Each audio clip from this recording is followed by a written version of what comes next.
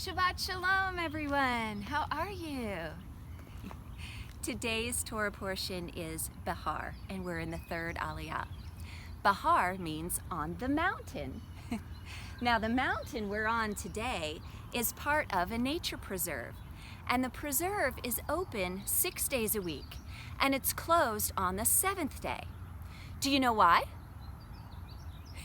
It's so that the land can have a rest. The land has a Shabbat rest. Did you know that's a biblical principle?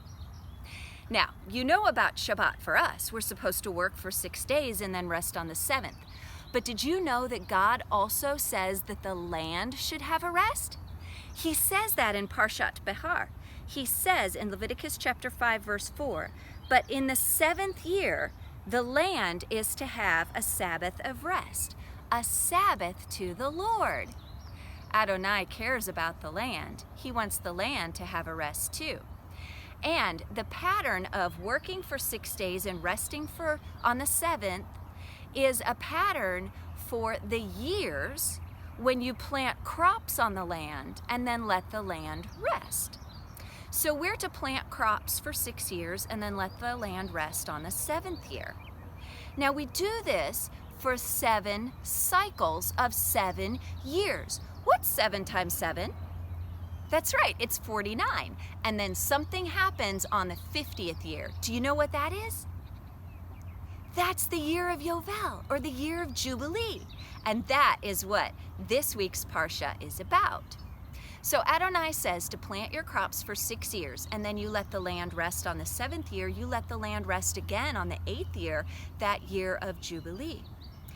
Adonai promises that if you do this, he will give you 3 times as much as you need in the 6th year, so that you will have enough to eat in the 7th year when you're not planting and harvesting, and in the 8th year when you're not planting and harvesting, and through the 9th year, which would be the first year of the next cycle, when you are planting but you haven't harvested yet.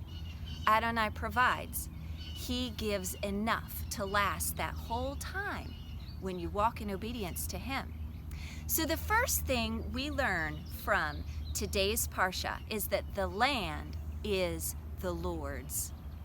The land belongs to the Lord. In fact, in verse 23, Adonai says, "The land must not be sold permanently, because the land is mine, and you are but aliens and tenants in it."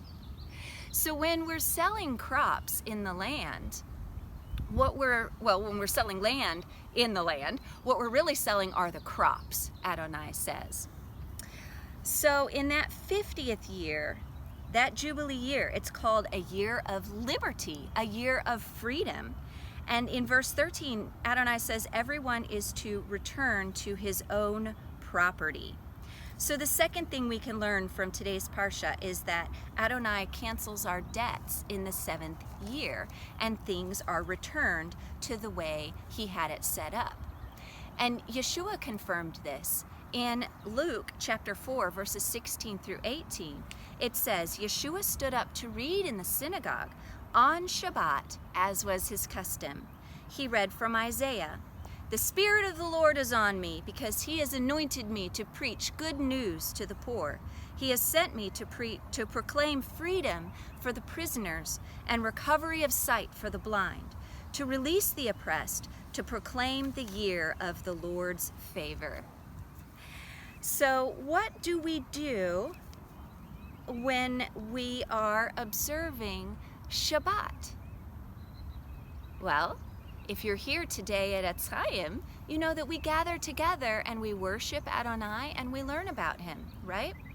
Well, the 7th year is for the same purposes.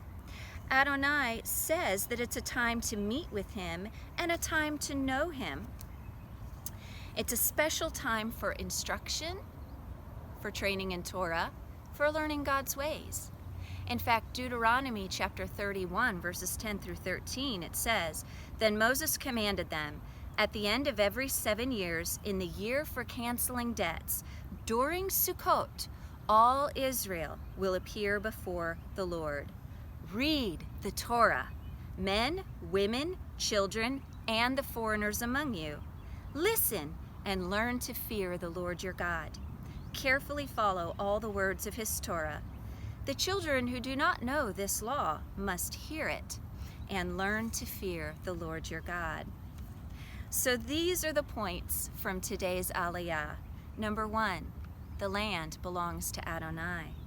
Number 2, Adonai cancels our debts in the 7th year. Number 3, we return to his land in the 50th year. And why? Because number 4, Sabbath is a time to meet with the Lord and to know the Lord. And we do that on a weekly basis and every 7th year, and especially on the 50th. Shabbat Shalom.